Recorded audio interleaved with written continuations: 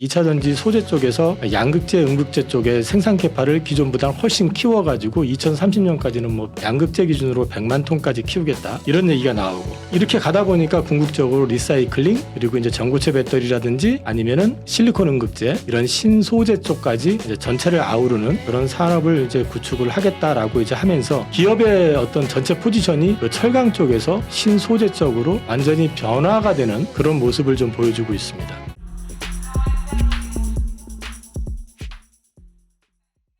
안녕하십니까. 예민수의 경제토크. 오늘은 하이투자증권 강북 WM센터 이영훈 이사님 모시고 투자에 관한 또 아이디어를 얘기하겠습니다. 어서 오십시오, 이사님. 네, 안녕하십니까.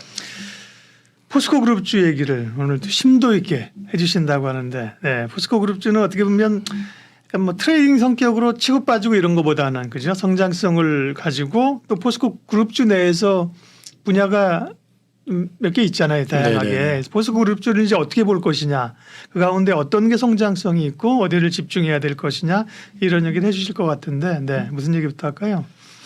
일단 제가 포스코그룹 자체에 관심을 갖고 있는 거는 그 포스코그룹 하면은 뭐 아시다시피 철강으로 그렇죠, 예. 안정적으로 돈을 버는 회사, 글로벌 철강 회사 중에서 가장 수익성이 좋고 그다음에 제품의 질도 괜찮은 회사, 이렇게 해서 알려져 있는 회사고, 지금은 글로벌로 봤을 때 생산 기준으로 매출 기준으로 봤을 때 한 7위권 정도 하는데, 7위권 정도 하는데 중국 기업들 제외하면 한 3, 4위권 정도 하고 있거든요. 예. 여전히 뭐 글로벌 탑티어급에 들어가는 철강 회사다라고만 이제 알려져 있었는데, 그래서 옛날에 워렌 버핏이 뭐 주식 샀다가 뭐 팔았다더라 이런 얘기도 있잖아요, 그죠? 그런데 이 회사의 네. 가장 큰 맹점은 네. 이제 대주주가 아무래도 이렇게 그 개인이 아니다 보니까 이 지배구조 리스크가 이제 중간중간 좀 부각되는 네, 경우들이 네. 있죠.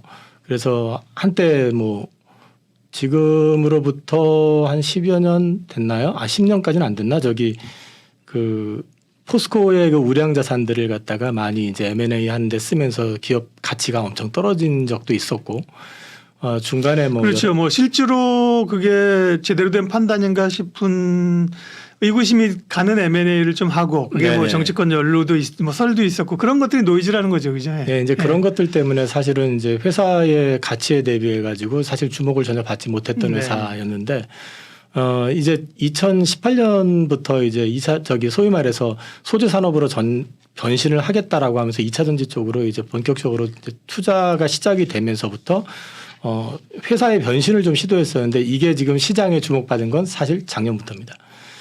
관련해 가지고 내용을 조금 소개를 좀 시켜드리면요.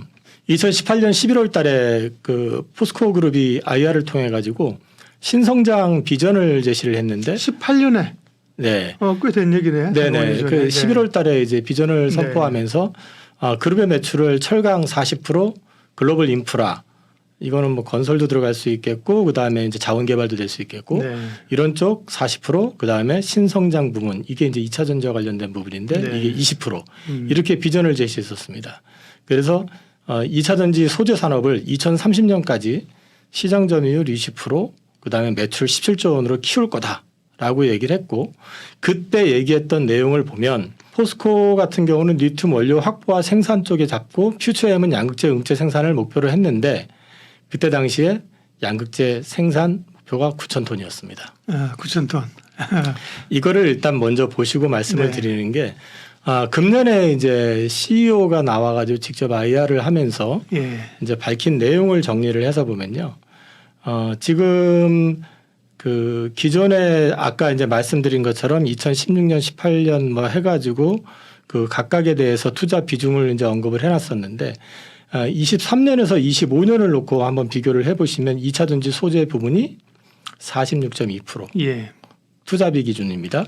그 다음에 이제 친환경이 14.9%, 그 다음에 철강이 38.9%. 다시 말해서 2차 전지 쪽으로 집중 투자로 방향을 살짝 전환을 한 거죠. 네, 매출이 아니라 투자비 비중이네요. 네네. 네. 그렇게 하다 보니까 아까 2030년 기준으로 했을 때 2차 전지 소재 쪽에서 매출을 17조로 얘기를 했었거든요. 근데 이번에 밝힌 걸로 보면은 2030년 기준으로 2차 전지 쪽에서 매출이 62조. 5배, 몇 배, 17조, 3배, 4배. 네. 4배는 안 되나? 3배 반 정도. 네, 굉장히 많이 바뀌었죠. 네네. 그러면서 이제 이 비전을 다시 이제 선포를 했고요.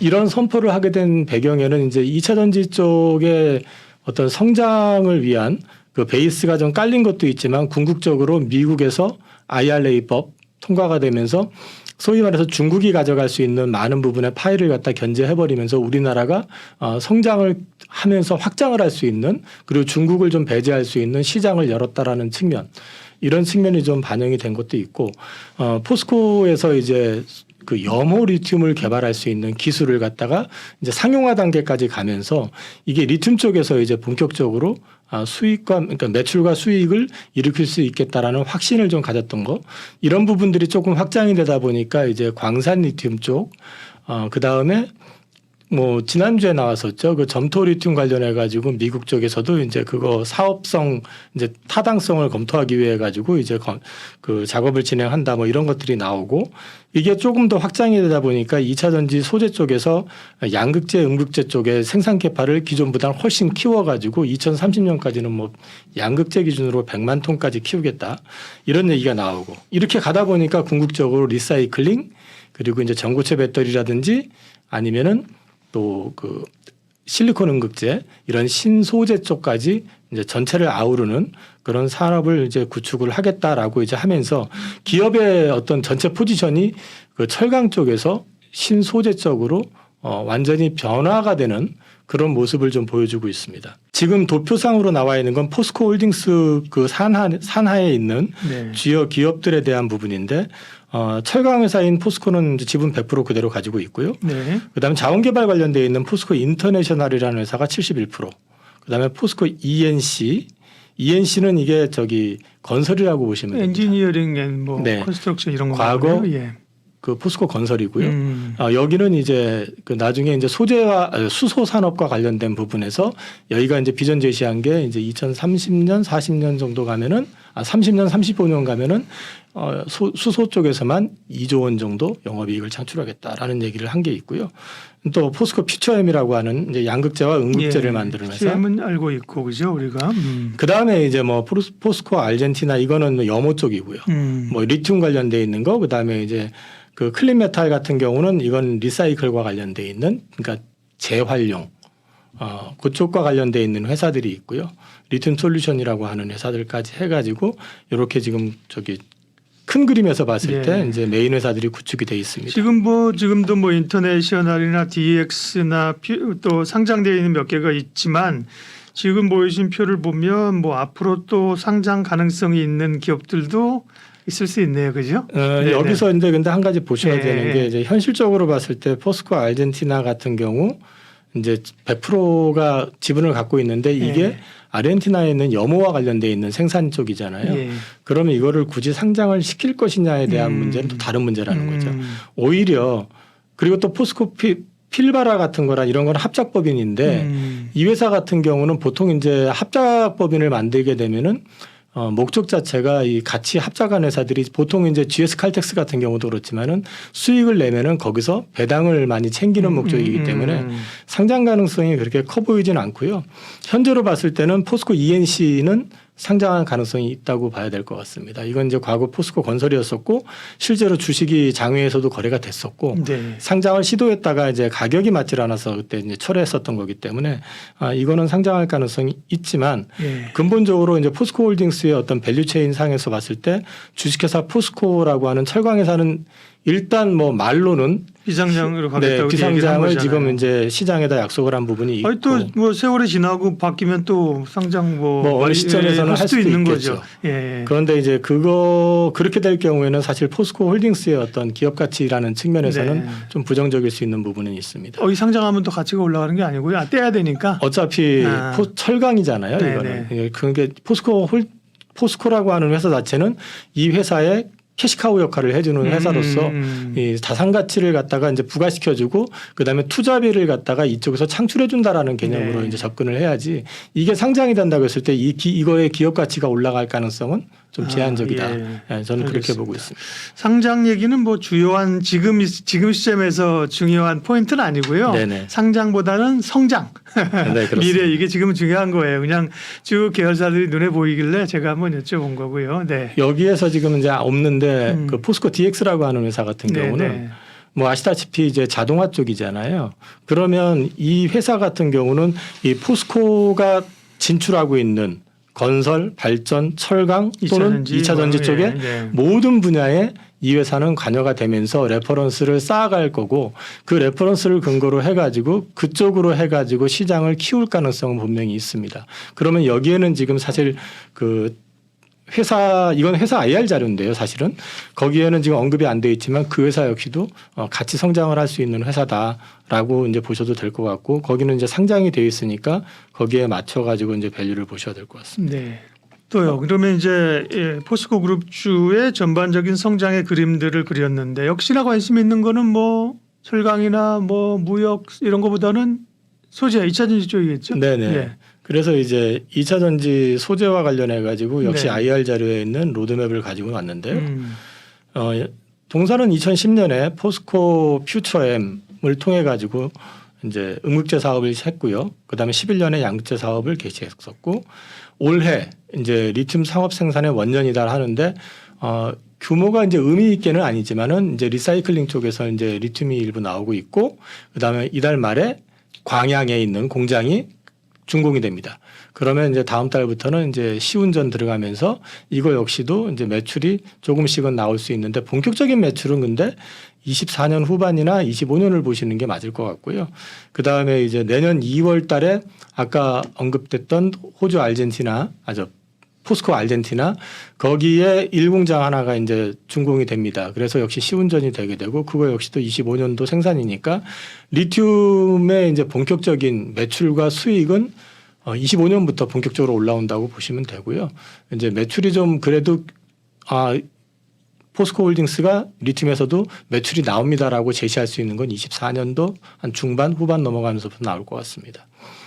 그래서 지금 2차 전지 쪽에서만 에비타 기준으로 25년에 3조 원, 28년에 10조 원 달성을 일단 제시를 하고 있습니다. 2차 전지와 관련해 가지고 이제 기업별 이렇게 좀 분할을 해 가지고 정리를 해 놨는데요. 보시면 이거는 이제 KB증권에서 잘 정리해 놓은 자료를 제가 이제 갖고 온 겁니다. 보시면은 이제 먼저 포스코 그룹주와 관련된 기업들이에요, 다? 다 포스코. 이거 맞네요. 네. 네, 2차 전지 쪽으로 네. 포스코는 진심이다라는 걸 여기서도 확인할 수가 있죠. 그 리튬을 가지고 보시면은 이제 포스코 아르헨티나 거기에 있는 리튬을 이제 그 1단계 수산화 리튬 공장에서 이게 24년 2월 달 완공이 되는데 이거를 갖다가 이제 나중에 가공을 해서 포스코 케미칼로 이제 납품을 하는 구조. 그 다음에 여기에 보시면은 필바라 광산 그쪽에서 이제 리튬을 갖다가 캐와서 포스코 필바라 리튬 솔루션이라고 하는 회사에다가 이제 맡겨서 거기서 수산화 리튬으로 가공을 해가지고 역시 포스코 케미칼 쪽으로 케미칼이 아니죠. 지금 포스코 퓨처엠이죠. 그걸로 이제 물건이 들어가는 그런 식으로 해서 리튬은 이제 밸류 체인이 만들어져 있고요. 그 다음에 이제 음극재 같은 경우는 이제 그 포스코 퓨처엠이 궁극적으로 생산을 하고요. 이와 관련해 가지고 이제 흑연 광산을 지금 그 포스코가 지금 가지고 있는 탄자니아 쪽에도 좀 갖고 있고요. 그 다음에 이거 관련해 가지고 그 콜타르라든지 이런 것들 역시 그 제철소 내에서 이제 발생하는 걸 갖다 활용을 해가지고 머티리얼스를 통해 가지고 케미칼로 들어가는 이런 구조로 되어 있습니다. 여기 이제 포스코 케미칼로 되어 있는 건 퓨처 M입니다. 지금. 네, 이게 이제 자료가 조금 최근 게 아니라서. 그리고 또 이제 리사이클링 같은 경우는 이제 마찬가지로 그 포스코 HY 클린 에너지라고 해서 합작사거든요. 중국과 합작사인데 이쪽을 통해 화유 코발트 쪽하고 이제 합작을 해가지고 만드는 거고요. 이게 이제 23년 9월에 매출이 개시가 되고요.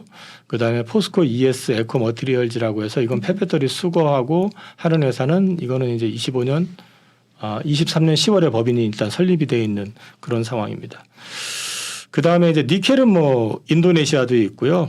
호주에서도 가져오고 그 다음에 뉴칼레도니아에서도 가지고 와가지고 이제 홀딩스에서 재련을 해서 황산 니켈을 만들어서 이거를 이제 포스코 케미칼로 이제 물건이 들어가는 그런 구조가 되고요. 양극재는 궁극적으로 이제 포스코 퓨처엠 쪽으로 이제 물건이 들어가는데 요거와 관련돼 가지고 이제 밸류 체인은 앞에 정리되어 있는 것처럼 전구체전 철광포 통해 가지고 이거를 이제 철광포화 쪽으로 넘겨서 이제 생산을 하는 게 있고 그다음에 이제 포스코 케미칼 쪽으로 들어가서 하는 게 있고요. 그 외에 이제 4세대 소재라고 해서 이제 전고체와 관련돼 있는 부분들, 그 다음에 실리콘 응급제와 관련된 부분들. 근데 지금 보시면은 실리콘 응급제와 관련된 부분은 23년 공장 착공해서 24년 상반기에 준공을 하고 궁극적으로 연 450만 톤 생산을 이제 계획을 하고 있다 해서 이게 멀지 않은 것 같은데 이 포스코 실리콘 응급제 같은 경우는 사실 실제로 상용화는 돼 있지만은 그게 확장이 되고 있지 않고 있거든요. 근데 이제 동사가 지금 이 부분에 있어서 중요한 역할을 할 가능성이 있다라는 측면에서 한번 보실 필요가 있는 게 일단 생산 캐파도 캐파지만은 동사가 가지고 있는 이제 앞에 그 공급망들 이런 쪽에서도 다 이쪽에 관심이 있는 상황이고 동사는 이거를 근거로 해가지고 실리콘 응급제 시장을 좀 확장을 하면서 또 다른 하나의 모멘텀을 만들 가능성도 있다라는 거를 한번 지켜보실 필요가 있을 것 같습니다. 리튬 제일 그 원재료 차지하는 그 가격 비중이 높은 게 리튬이라면서요, 그죠? 네. 리튬 비중이 굉장히 큽니다. 그다음에 리튬, 니켈 그걸 네. 통해서 음극재, 양극재, 리사이클, 차세대까지 그야말로 이것만 보면 2차 전지에 대한 밸류체인들이 잘 갖춰져 있고 하나 이제 양극재 원료인 전구체 쪽이 자체적인 생산보다는 아마 중국 업체하고 화유라고 되어 있는 이쪽이랑 아마 합작인 것 같아요, 그죠? 네네네. 그 부분이 물론 뭐 있을 수 있겠지만 제가 요 표만 보기에는 거기가 조금 약간 왜냐하면 지금 이제 전구체를 다 이제 자체 생산하려고 하잖아요. 네. 이 전구체 쪽은 근데 또 한 가지 여기는 네. 언급이 안 돼 있는데 네. 포스코 퓨처엠이 산하에서 전구체 비즈니스를 합니다. 그래서 그쪽을 통해 가지고 이제 물건이 들어가는데 물론 이것도 독자 회사가 아니라 합자 회사로 알고 있거든요. 근데 이제 이 부분에 대한 거는 그래서 포스코 케미칼도 이제 전구체 부분을 좀 확대를 해 가지고 자체적으로 그걸 소화하려고 준비는 하고 있습니다. 네. 포스코 그룹의 큰 그림들을 얘기를 하고 있습니다. 초반에 얘기하시면서 사실은 글로벌리 주목받을 수 있을 만한 캐포나 기업임에도 불구하고 그렇게 주목을 못 받는 이유가 이제 어떻게 약간 그 지배 구조는 이제 지분과 관련되니까 그거보다 약간 경영진 리스크 그죠? 네네, 왜냐하면 그렇게 그런 거예요. 보시면 돼요. 경영진들이 뭐 사실은 지금 최정우 회장도 그 전에 이 철강 쪽의 그림들을 소재 쪽으로 사실은 그림을 그린 분이잖아요, 그죠? 예, 그래가지고 사실은 성공을 한 거죠 지금까지는. 네네. 그리고 그림 그렸는데 안 됐으면 욕을 많이 먹었을 텐데 성공을 했는데 아직도 보면 그 최정우 회장의 연임 이런 것도 좀 리스크가 있거든요, 그죠? 그런 것들은 사실 또 누가 만약에 저는 뭐 이런 호불호는 없습니다만 경영진이 바뀐다고 하면 사실은 이 그림을 또 이어받을 수 있느냐 또 그림이 바뀌느냐 혼란하느냐 약간 그 리스크는 아직도 좀 남아있네요. 그죠? 어떻게 보면 이제 새로운 경영진이 만약에 온다고 하면 네. 그 사람이 기존의 모든 걸 다 뒤집어 엎을 수 있겠느냐. 네.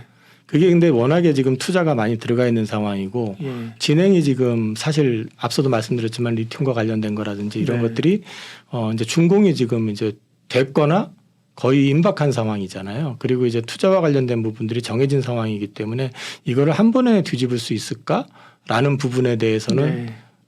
좀 아니 정상적이면 뒤집을 수 없죠. 정상적이면 그 전에 경영자들 해외사의 방향을 가지고 어떻게 더 잘할 거를 해야 되는데 뭐 이런 공기업이나 이런 데는 뭐 정상적이지 않은 일이 하도 벌어지니까 그냥 걱정을 좀 앞서서 했습니다. 예, 그건 네네. 어쨌든 간에 뭐 예측할 수 없는 범위니까 뒷부분에 제가 잊어버릴까 봐 마침 오늘도 오는 뉴스가 있어가지고요. 한번 언급을 했던 거고요. 자, 포스코 그룹주의 비전에 대해서 봤고요. 이제 뭘 좀 디테일하게 볼까요? 그게 이제 포스코 홀딩스라고 하는 회사를 네. 기준으로 해서 일단은 좀 먼저 말씀을 드리면 리튬을 2030년까지 연초에 발표했던 거는 리튬 생산을 30만 톤, 2030년에 이제 30만 톤 생산을 해서 글로벌 탑3 안에 들어가겠다라고 얘기를 했었는데요. 이게 최근에 이제 리튬 생산 목표를 2030년 기준으로 42만 톤으로 확대를 했습니다. 이게 어느 정도냐면은 2차 전지 평균 용량, 그러니까 차마다 다르잖아요. 그러니까 예. 사이버 트럭 같은 경우는 그렇죠. 뭐 엄청나게 많은 게 들어가요. 들어가고 하니까 평균 용량 기준으로 봤을 때 한 1,000만 대 정도 분량이라고 합니다. 1,000만 내면 엄청나죠. 엄청나네요. 네. 근데 이제 리튬 배터리 2차 전지가 근데 이제 우리가 생각하는 거는 막연하게 자동차로만 많이들 생각을 하지만 네. 그거 뭐 만큼은 아니더라도 시장에 또 파이를 키울 수 있는 건 ESS가 있고요. 네. 그리고 지금 실제로 노르웨이라든지 이런 쪽에서는 이제 배도 이걸 활용을 하고 있고 앞으로 아마 연안 내에서 운행하는 배들은 이걸 쓸 가능성이 높고 그러네요. 네. 예, 그러니까 이쪽에 대한 소요는 계속해서 확장이 될 가능성이 있기 때문에 천만 되면 엄청난 거 아니야 이렇게 생각하실 수 있지만 자동차가 연간 생산되는 게 한 8,500에서 9천만 대 정도거든요. 네. 그러니까 이게 지금 이제 아까도 2030년 기준으로 해서 글로벌 탑3라고 그랬잖아요. 그럼 랭킹을 놓고 봤을 때라든지 이렇게 봤을 때 이게 굉장히 과한 건 아닐 수 있다. 이제 그렇게도 말씀을 드릴 수 있을 것 같아요. 그러니까 이거 괜히 잘못해가지고 생산 과잉에 의해서 뭐 이런 리스크에 대한 부분은 말 그대로 아직까지는 우려할 정도는 아니다라는 걸 말씀을 드리고요. 여기 지금 이제 2030년 기준으로 했을 때 염수 리튬이 이제 10만 톤 이거는 이제 아르헨티나 거고요. 그다음에 지난주에 나왔던 게 이제 그 비전통 리튬 그 점토에서 이제 리튬을 추출하는 거 이게 이제 한 7만 톤 정도인데 지난주에 이제 진달리 리소스하고 이제 그 미국 맥더밋이라고 하는 이제 칼데라 인근에서 점토 리튬 프로젝트 진행한다고 했던 거 그거와 관련된 것 같고요. 그다음에 이제 리사이클링은 폐배터리 재활용 쪽에서 3만 톤, 그다음에 광석에서 22만 톤 이렇게 지금 얘기를 하고 있고 현재 기준으로 했을 때 염호 쪽에서는 한 80% 내외의 영업이익이 나오고요. 오피 마진이 나오고 광석이 한 60에서 70, 점토가 한 40에서 50% 정도 나오니까 영업이익이요? 영업이익이라고. 그러니까 고마진 사업인데 네, 그 고마진이라는 얘기 들었는데 그래서 뭐 리튬 만드는 업체들이 뭐죠? 뭐 간통 리포인가 갖고 뭐 3, 4, 50% 난다 그러는데 와 염호에서 80, 90이 이게 그러니까 염호는 이게 예. 초기 투자 공장 짓는데 예, 들어가는 거 예. 말고는 다 말려가지고 이제 진행을 하는 예. 거니까요. 그 생각보다 비용이 크게 들어가지는 않는다고 합니다. 네. 그리고 2030년까지 포스코 그룹에서 121조를 투자하는데 그 중에 46%를 2차 전지 쪽에 소재 쪽에 투자를 하겠다라고 이제 밝힌 바 있고요. 25년부터 리튬 사업은 흑자 전환할 걸로 전망을 하고 있습니다.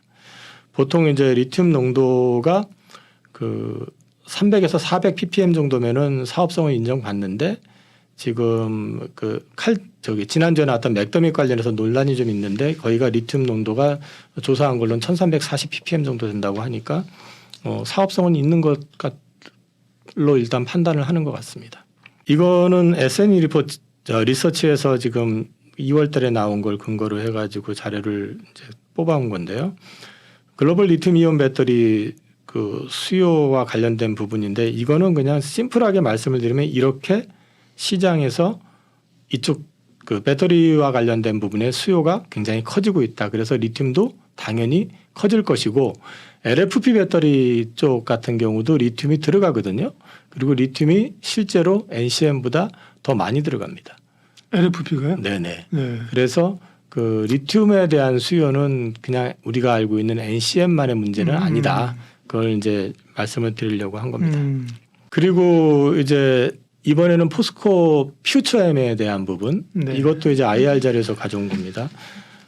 매출 목표 관련해 가지고 그 포스코 그룹에서 이제 밝힌 거는요. 24년도 매출이 10조, 영업이익 5천억, 그 다음에 25년도에 14조, 영업이익 9천억, 그 다음에 30년도에 매출이 43조, 영업이익은 3조 4천억을 일단 제시하고 있고요. 목표 시가총액을 100조로 제시를 했더라고요. 그래서 뭐 그 부분에 대해서는 앞으로도 계속적으로 성장에 대한 어떤 가능성이라든지 이런 걸 보고 일단 그룹에서 제시한 것 같고요. 양극재, 음극재와 관련된 부분들을 보시면은 일단 뭐 중간중간 성장하는 그림이 나오긴 하지만 상대적으로 26년까지는 성장의 폭이 양극재 기준으로 봤을 때 크지 않다가 26년 이후에 이 30년까지 했을 때 갑자기 44만 톤에서 100만 톤으로 그러게요. 확 늘어납니다. 그래서 이 부분이 있고 그다음에 음극재 시장의 85% 그 정도가 지금 중국 기업들이 지금 차지하고 있거든요. 근데 이제 음극재 같은 경우도 사실은 그 어느 정도 캐파를 가지고 생산할 수 있는 회사가 별로 없다라는 거죠. 중국 기업을 제외하고는. 근데 지금 동사가 보시면은 마찬가지로 그 24년도에 9만 3천 톤에서 26년도에 22만 톤으로 그리고 30년에는 37만 톤으로 해가지고 이 역시 캐파를 계속해서 늘린다. 한마디로 소재 사업 쪽에서 퓨처엠이 양극재와 음극재를 총괄해가지고 시장을 좀 주도하겠다라는 걸 갖다가 좀 보여주고 있습니다. 이거는 지금 이제 음극재 하고 양극재에 관련돼 가지고요. 이제 시장 수요와 관련된 네. 부분인데. 근데 양극재가 훨씬 더 폭발적으로 성장하고 음극재는 조금 더딜 것 같은데 이것만 보면 성장률로만 보면 뭐 비슷한데요? 네. 그러니까 응급기 시장 자체가 작으니까 네. 예, 이제 이 올라가는 폭은 비슷하다고 봐야죠. 어차피 네, 네. 양극재가 네. 되는 만큼 따라서 올라가는 거니까 요거는 그냥 참고하시라고 보여드리는 거고요. 그래서 이제 이쪽으로 관련해서 종합해서 보면은 포스코 그룹 전체로 놓고 말씀을 드리면 리튬은 2030년도에 연산 42만 톤. 그 다음에 광석 리튬은 9월 달에 이제 공장이 준공이 되고 염호 같은 경우는 내년 2월 달에 준공이 됩니다. 양극재는 2030년 기준으로 100만 톤을 선언을 했고요. 그 다음에 이게 확실한 수요라는 게 올 상반기에만 8조 원 이상의 수주를 했거든요. 동사가 그 포스코 퓨처엠이요. 그래서 이거는 수요를 기반으로 해가지고 지금 계속 해가지고 캐파를 늘리고 있다라는 얘기를 이제 말씀을 드리는 거고요. 음극재 같은 경우는 지금 뭐 쭉 언급이 돼 있습니다만 현재 그 천연 그 흑연을 네. 이용을 했을 땐 7만 4천 톤, 인조가 0.8만 톤 이렇게 돼 있는데 이거를 궁극적으로 이제 그 흑연을 18만 톤, 그다음에 인조가 15.3만 톤, 실리콘을 3만 5천 톤 이렇게 해가지고 캐파를 키우겠다 2030년까지 얘기를 하고 있고 리사이클링에 대한 부분은 여러 업체가 있지만 사실은 제철소가 잘할 수밖에 없잖아요. 이거는요. 뭐 불순물 뽑아내가지고 그렇죠. 제품 네. 만들어내는 거야. 뭐 이쪽에서 원래 하던 거기 때문에 네. 이런 부분에 있어서는 뭐 당연히 나중에 가면 시장을 주도할 가능성이 높다고 보고 그다음에 니켈 광산도 이미 뭐 확보가 돼 있는 상태고요. 최근에 또 니켈 광산을 확보한 것에 플러스 알파 효과를 볼 수 있는 게 인도네시아 쪽에서 니켈 수출을 좀 약간 줄이려고 하는 측면도 분명히 있거든요. 근데 여기든 인도네시아에도 이제 니켈 광산을 좀 가지고 있기 때문에 인도네시아 비즈니스 할 때도 역시 좀 상대적으로 유지한 측면이 좀 있다라는 걸 말씀을 드리고요.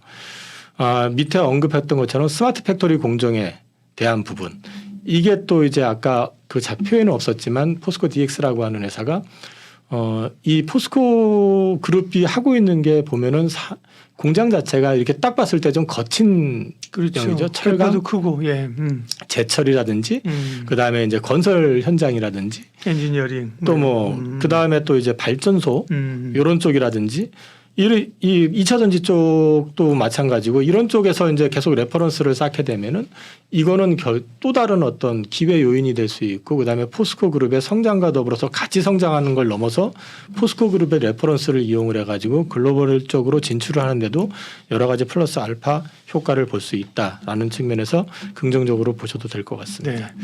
자, 한숨 좀 돌리고 가겠습니다. 이영훈 이사님과 함께 포스코 그룹주를 집중적으로 분석을 하고 있습니다. 어떻게 보면 단기적으로 지금 뭐 포스코 홀딩스가 좀 늘렸다 뭐 혹은 DX가 이전 상장한다 이런 단기적인 개념보다 훨씬 더 큰 그림에 네네. 예. 물론 긴 투자를 하기가 쉽지는 않지만 이런 그림을 그리고 있으면 큰 패러다임의 변화를 가질 수 있다는 점에서 포스코 그룹주를 분석을 했고요. 지금까지는 포스코 홀딩스, 포스코 퓨처엠 2차 전지 쪽에 2차 전지 소재 쪽에 얘기를 하셨고 잠깐 이제 그런 설비들을 서포팅할 수 있는 공장 자동화나 시스템 포스코 DX까지 잠깐 언급을 하셨습니다. 제가 이제 포스코를 오늘 이제 말씀을 드리는 네. 게 물론 저는 좋게 보고 있지만 예. 제가 스터디했던 내용들 네. 그걸 전반적인 거를 한번 여기서 풀으려고 이제 목적을 했던 거고요. 다음은 이제 포스코 그룹의 캐시카우인 그 철강 산업 쪽에서 지금 시장에서 이제 생각보다 좀 덜 알려져 있고 또는 이제 앞으로 철강 산업의 어떤 미래라는 측면에서 반드시 좀 거쳐야 되는 그런 부분들이 있기 때문에 포스코 철강 부분에 대해서 이제 요즘 수소 환원법이라고 이런 이제 얘기들이 조금씩 나오고 있으니까요. 이 하이렉스 기술에 대한 부분을 좀 설명을 드리면서 네. 이게 왜 필요하고 앞으로 어떻게 될 것인지에 대한 부분들을 좀 말씀을 좀 드리겠습니다.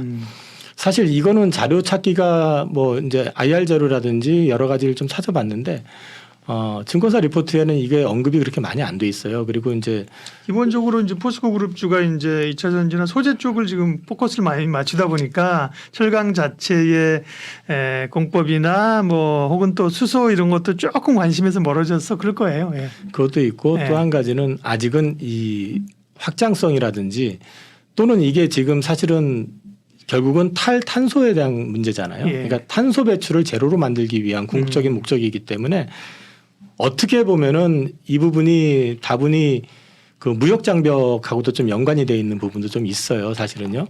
그래서 이게 과연 생각처럼 진행이 되겠느냐, 또는 이게 이제 상당히 많은 비용을 이제 추가를 해야 되는 부분이기 그렇죠. 때문에. 근데 나중에 이제 수출할 때 이런 환경 기준을 맞춘 것만 수출할 수 있어, 그죠? 이렇게 되면 준비를 해야 되는 거잖아요, 그죠? 근데 이제 또 다른 문제는 네. 현지에서 그 가격을 과연 네. 보조금을 주든 뭘 하든 한다 네, 하더라도 그게 또 다른 어떤 문제가 될 수 있는 거는 이건 또 다른 인플레 요인이 될 수도 있거든요. 그래서 이제 이거는 앞으로 방향은 분명히 이게 맞는데 네. 이게 어떻게 전개가 될지에 대해서는 좀 많은 시간과 고민이 좀 필요할 것 같습니다. 하이렉스라고 저도 들어는 봤는데요. 하이렉스 이게 공법인 거죠, 이게? 네, 공법입니다. 이게 뭔지 설명 좀 해주세요. 근데. 보통 이제 철광석에서 철을 뽑아낼 때 네. 그 고로에다가 그 철광석하고 그다음에 석탄을 집어넣어 가지고 녹이는 거죠. 예, 뿌려서. 녹여가지고 거기서 이제 뽑아내는 거거든요. 그렇죠. 그렇게 네. 될 경우에는 이제 CO2가 배출이 되고 네. 그다음에 이제 철이 빠져나오는 그런 구조가 되는데 이 철광석에서 이제 산소를 분리할 때 그동안에는 이 석탄을 이용을 해가지고 뽑아내다 보니까 CO2 배출이 철강을 10,000톤을 생산을 하게 되면 이 CO2 배출량이 한 2만 톤이 넘게 이제 배출이 됐었단 말이에요. 근데 이제 이거를 앞으로 억제를 해야 되기 때문에 이거를 대신 이제 그 석탄 대신에 수소를 넣어가지고 환원제로 활용을 하는 겁니다. 그래서 이제 소위 말해서 그 철광석은 Fe2O3에서 이거를 여기에다가 H3를 붙여가지고 이게 철은 철대로 뽑아내고 H2O를 갖다 이제 만들어내는 물을 이제 만들어내는 거니까 이론적으로는 거기에서 이제 일산화탄소 배출이 안 되는 거죠. 근데 이제 그게 현재까지는 사실 엄밀하게 말씀드리면 이게 상용화되어 있는 건 아닙니다. 하이렉스란 게 제추론인데 뭐 하이드로리튬 익스체인지 뭐 이런 식으로 수소로 환원한다 그런 것 같아요, 느낌이에요. 예. 그런 건데 요거를 이제 하게 되면은 제철소에서 아까 이제 그 철광석하고 석탄을 집어넣어 가지고 녹여 가지고 뽑아낸다고 그랬잖아요. 네. 근데 여기에서는 이제 하이렉스 기술을 사용하게 되면 그 고루가 없어집니다. 그리고 부속 설비인 소결 공장이나 코크스 공장도 사라집니다. 이게 소결 공장하고 코크스 공장에 대한 설명은 뒤에 있으니까 네. 굳이 말씀을 안 드리더라도 거기 언급되어 있는 게 있으니까 보시면 될 것 같고요. 그 외에 이제 여러 가지가 있는데 현재 포스코에서는 파이넥스 공정이라고 그래가지고요. 들어는 봤습니다. 네. 이게 지금 중간 단계로 해서 수소를 25% 그다음에 그것만 가지고 안 되니까 이산화탄소가 들어가는 이제 그 석탄을 이제 사용을 해가지고 이거를 가지고 이제 뽑아내는 그런 작업은 지금 현재 하고는 있습니다. 근데 이게 그렇게 뭐라 그러죠? 핫하거나 아주 드라마틱하다라고 보고 있지는 않은 것 같습니다. 근데 이제 어쨌든 이런 부분들이 좀 진행을 하고 있고 포스코 그룹에서는 상용화 시기는 2050년으로 일단 정해놓은 상태고요. 포스코 그룹 같은 경우는 사실 이거 10여 년 전에도 이거 한다고 했었다가 그냥 유야무야 넘어가 가지고 또 시간 딜레이 되고 했었던 거기 때문에 지금도 여전히 이게 이제 과연 현실화 될 수 있는 부분이냐 또는 이제 무역 장벽의 어떤 일환으로 가는 거 아니냐. 근데 논리적으로는 이제 환경에 대한 문제라든지 이런 걸 감안해서 봤을 때는 분명히 가야 될 길은 맞는 것 같은데요.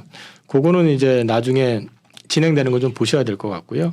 요거는 앞서 말씀드린 것처럼 이제 수소환원 제철의 어떤 그림을 갖다 그린 건 아니고 철강 공정에 대한 그림을 그려놓고 그 코크스 공정, 소결 공정 뭐 이런 것들에 대해서 언급을 해놓은 거니까 나중에 참고를 그냥 하시면 될 것 같습니다. 네. 수소환원 제철이라고 하는 거는 철광석에서 이제 산소를 분리하는 환원제 역할을 수소가 한다라고 해서 수소 환원 제철이라고 한다라는 거를 이제 말씀을 드리고요. 환원제를 사용하는 부분에 있어서 일산화탄소를 가지고 했던 건 전통의 방식 고로를 이용해서 했던 거라고 한다면 수소는 뭐 수소를 이용하는 거고요. 그다음에 유럽 쪽이나 이제 일본 쪽에서 하고 있는 거는 이게 샤프트 환원로라고 그래가지고 이거는 천연가스를 좀 이용을 하고 있는 거. 네. 이것도 지금 현재는 진행이 되고 있어서 현재는 수소가 나으냐 천연가스가 나으냐의 논쟁이 아니라 어떤 게 먼저 상용화되느냐 그리고 이제 그 소위 말해서 운영을 했을 때 비용적인 측면에서 조금 더 안정적으로 갈 수 있느냐 이런 부분들을 좀 이제 점검을 좀 해나가는 시기라고 보시면 되고요. 이거는 그럼 단기적으로는 천연가스를 이용하는 게 뭐 훨씬 더 아무래도 용이할 것 같은데요. 네네. 그죠? 현재로 봤을 땐 그렇습니다. 네네. 근데 이제 이것의 이제 가장 큰 맹점은 뭐냐면요. 뒤에 언급이 돼 있는데 원료의 측면에 가지고 이거는 그냥 하이렉스는 그냥 철광석 가루를 그냥 집어넣으면 됩니다. 그런데 여기는 펠렛이라고 해서 덩어리로 이제 만들어지는 철광을 넣어야 되는데 이게 생산량이 전 세계 철광석 사용량의 30%에 불과하고요. 실제 생산량 자체는 그거보다도 오히려 더 못 미치는 경우들도 있다고 합니다. 그러면 이게 문제는 나중에 원료의 문제가 생길 수가 있다라는 거거든요.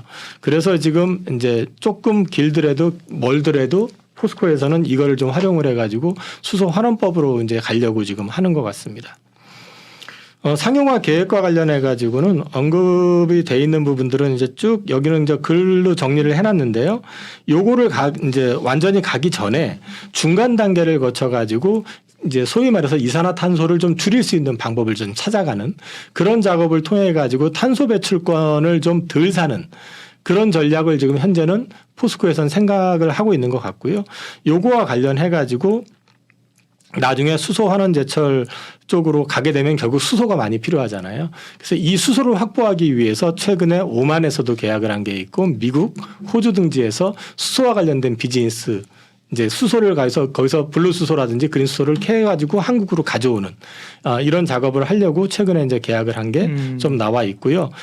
포스코 그룹의 비전은 2050년도에 700만 톤의 수소를 공급함으로써 자체적으로도 사용하지만 국내 산업에다가도 이거를 공급하는 역할을 하겠다라는 거를 얘기를 하고 있습니다. 결국 포스코의 철강 부분의 하이렉스 공법이라는 게 그 공법 자체나 철강의 경쟁력을 높이고 이것도 있겠지만 미래 환경도 있겠지만 그거보다는 결국은 수소하고 관련되는 거군요. 그렇죠. 네네네. 결국은 그것도 관련이 돼 있고 네네. 또 한 가지는 뭐냐면 26년부터 네.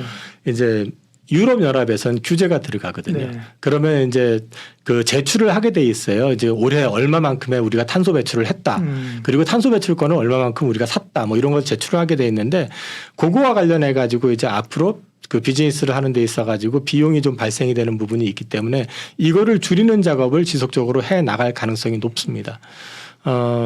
이거 관련해 가지고 지금 말씀드린 거 여기 이제 아까 오만하고 계약을 한 거 언급이 좀 돼 있고요. 그 다음에 지금 포스코 그룹이 지난주에 나온 얘기지만은 이제 동호안이라고 해서 그 광양만 쪽에 있는 연안에다가 이제 소재 사업 투자하는 거를 좀 오케이를 이제 진행을 할 수 있게끔 조금 정부 쪽에서도 그렇고 좀 전향적으로 이제 방향을 좀 바꿔주는 것 같고요. 동호안이라는 게 어디 한국이에요? 한국입니다. 한국 네. 광양만 쪽에 있는.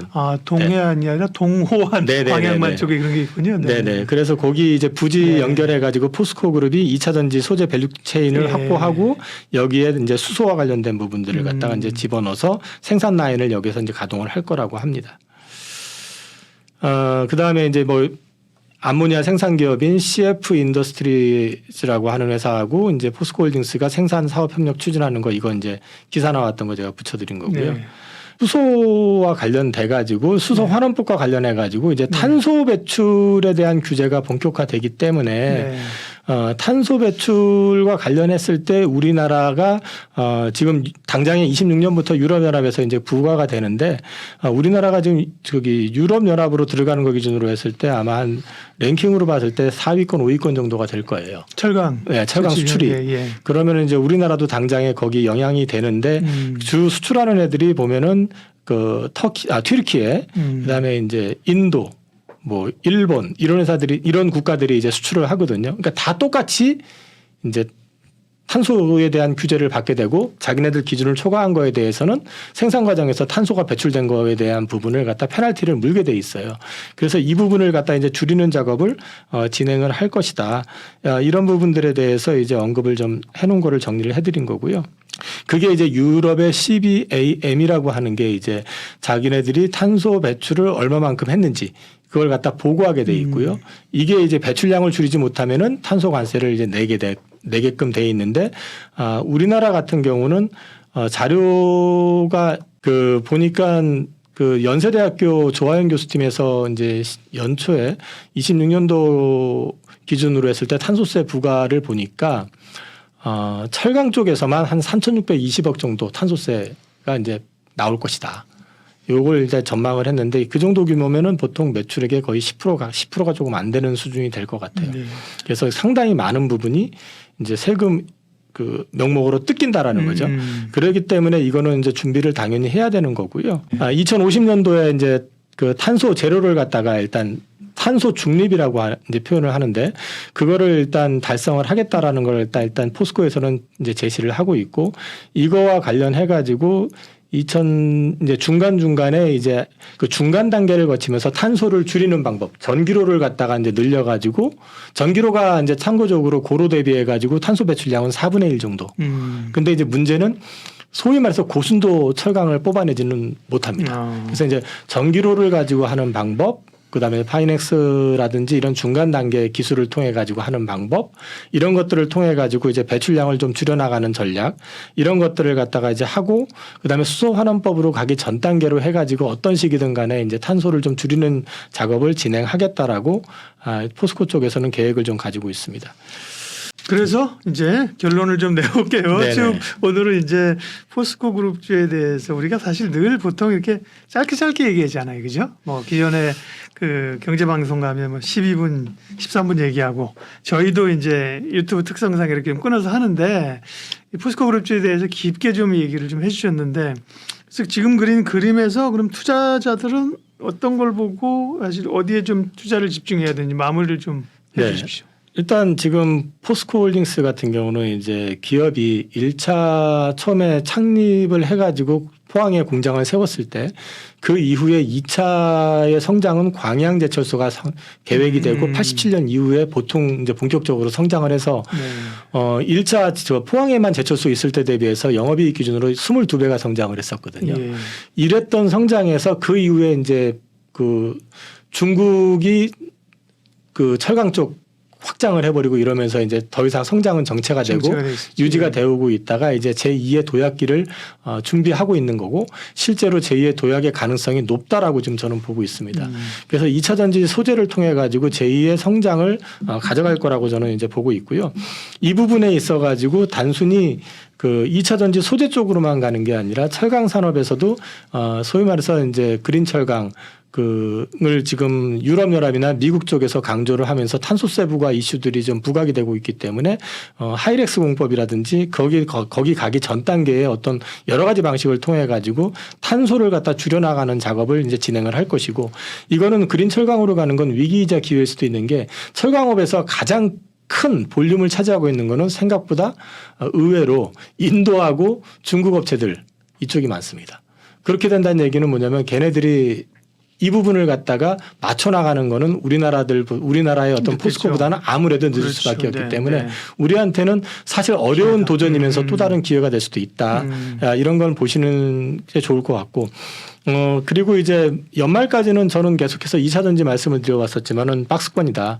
지난번에 고점 나왔고 저점 테스트하고 있는 단계다라고 보여지고 있고 오늘 같은 경우도 특히 이제 공매도도 많았고 그 다음에 또 2차 전지가 어찌됐든 간에 오늘 많이 그 리포트 영향도 있었고 해서 많이 빠졌는데 여전히 하단을 갖다 지금 테스팅하는 구간으로 보시면 될 것 같은데 저점에 내려올 때 조금씩 모아가시는 전략 여전히 유효할 것이다. 그리고 포스코 홀딩스의 그 상장사들 역시 마찬가지로 포스코와 더불어서 같이 성장을 해나갈 가능성이 높다라는 거를 이제 말씀을 좀 드리고요. 아까 이제 잠깐 언급했지만 수소 부분의 비즈니스 역시도 진심이기 때문에 이쪽 산업을 왜 근데 국내에서 생산을 안 하고 해외에서 하느냐? 거기가 훨씬 더 저렴하답니다. 국내에서는 아무래도 이제 그린 에너지 쪽으로 해가지고 뭔가를 만들어내기에는 좀 비용적인 측면에서 그다음에 이제 환경적인 측면에서 좀 불리한 측면이 있기 때문에 그런 쪽에 좀 특화가 돼 있거나 좀 환경이 좀 유리한 호주라든지 그다음에 미국이라든지 아까 이제 오만 같은 경우도 이제 거기 그쪽에서 이제 수소 생산을 갖다가 이제 해가지고 가지고 들어오는 그런 전략을 통해 가지고 이제 소위 말해서 자체적인 것뿐만 아니라 수소 산업에서 이 수소 원료를 제공하는 프로바이더 역할까지 하겠다라는 걸 이제 제시하고 있기 때문에 그쪽에 대한 포텐셜 역시 가지고 있다라는 측면은 보셔야 될 것 같고요. 리스크는 아까도 말씀드렸지만은 이제 경영진이 교체가 됐을 때 이게 이제 그 회사의 성장에 방점을 두고 회사의 어떤 장기 성장성에 폭권식을 해주는다고 하면은 사업의 연속성이 이어질 거기 때문에 큰 문제는 없겠지만 이걸 만약에 이제 그러게요. 만약에 뒤집는다든지 어떤 방향이 또 변화가 있을 경우에는 그 리스크가 있겠죠. 뒤집지는 못하더라도 방향을 못 찾으면 그렇잖아요, 그죠? 뭐 또 네네. 누가 내려오거나 뭐 혹은 올라가는데 그 방향 찾느라고 또 1, 2년 이렇게 우물쭈물 하다 보면 또 뒤처질 수 또 이제 있으니까. 당장에 이제 미국도 지금 트럼프 노이즈가 있잖아요. 그렇죠. 트럼프가 되면은 또 뭐 2차 전지부터 시작해서 뭐 그린 에너지 쪽 네. 자기는 뭐 다시 뭐 전기차 같은 경우는 중국 애들이나 만들게 하겠다는 식으로 대놓고 얘기를 했었으니까 그런 노이즈는 분명히 있는데 사실 지금 트럼프도 이전 같지는 않은 게 속도는 좀 조절을 할 수 있죠. 자기가 원치 않는 쪽이라고 하면은 그렇지만 그 방향을 뒤집기는 어려운 게 지금 그 제너럴 모터스라든지 포드라든지 네. 여러 업체들도 이미 2차 전지 공장 쪽에 합작으로 다 지금 투자가 돼 있는 상황이잖아요. 그러니까 이제 지금. 그렇게 본다면 포스코 그룹의 어떤 경영진의 리스크나 이런 게 나오게 돼서 흔들리면 사실은 기회가 될 수도 있는 거죠. 뭐 역으로 보면 그럴 네, 수 있다고 네, 네. 봅니다. 그리고 이제 포스코는 여전히 기업의 가치 성장의 어떤 그림이 그려졌는데 순자산 가치 대비해서 여전히 1배 미만이다. 이런 면에서는 비싼 거는 아닌 것 같아요. 홀딩스가요? 네네. 네네. 포스코 그룹주 얘기를 깊게 했는데요. 뭐 개별 포스코 그룹주의 뭐 그 내용을 아시거나 투자했던 분들은 이제 그쪽으로 함께 하시면서 하면 되고 그죠. 네. 오늘 큰 그림 그린 것들은 어떻게 보면 이제 포스코 홀딩스가 제일 전체를 주관하는 거고 네. 그런 포스코 홀딩스가 그리는 그림을 서포트하면서 이렇게 체계적으로 할 수 있는 쪽이 포스코 DX가 되는 거고 그렇죠. 그런 건데 그러면 포스코 이제 우리는 항상 지평이 짧잖아요. 투자가 맨날 그래서 포스코 홀딩스를 그래 뭐 일봉이 아니라 주봉 정도로 보더라도 많이 올랐는데 네, 예를 많이 들면 저점에서 올랐죠. 그죠? 네네. 예를 들면 한 기억하는 게 뭐 러플리 잡아도 한 30만 원만 잡더라도 그죠? 지금 지난번에 뭐 70만 원 간 건 좀 오버시팅이라고 네네네. 보고 그죠? 30만 원에서 한 60만 원 언저리 와서 지금 조정받아서 53만 원대다. 네. 이게 더 큰 그림을 보면 네 지금의 그런 주가를 상당 부분 이제 더 올라갈 수 있는 여지가 있다고 보신다는 거잖아요. 네, 저는 뭐 네네네. 아직까지 충분히 여지가 있다고 보고 있고요. 네. 그 여지의 근거가 이제 예전에 포스코가 이제 그 광양제철소 만들어지고 나서 네. 한 단계 더 레벨업이 되면서 주가가 한번 급등했었던 것처럼 2차 전지 쪽에서 이제 2차 전지 쪽에서의 이익 비중이 커지면 커질수록 네. 기업의 가치는 재평가될 가능성이 높다. 그러면은 리튬에서 흑자가 난다는 게 아까 이제 그룹에서 제시한 게 25년부터거든요. 예. 그렇게 보면은 사실 이제 리튬에서 흑자가 나기 시작하면 아까 영업이익률 보셨잖아요. 예, 이쪽 시장에서 이제 나오는 영업이익 자체가 그 포스코 그룹의 철강 쪽에서 나는 것보다 훨씬 더 많아질 가능성이 높다라는 측면에서 본다면은 충분히 앞으로도 포텐셜은 좀 있다고 보고 있습니다. 네, 오늘 포스코 그룹주에 대해서 집중 분석했습니다. 하이투자증권 강북 WM센터 이영훈 이사님 함께했는데요. 여러분들이 휴일 동안에 만약에 이 영상을 보신다면 포스코 그룹주에 대해서 좀 공부도 하고 생각도 정리해 보시면 큰 도움이 될 것 같습니다. 이사님 오늘 내용 고맙습니다. 감사합니다.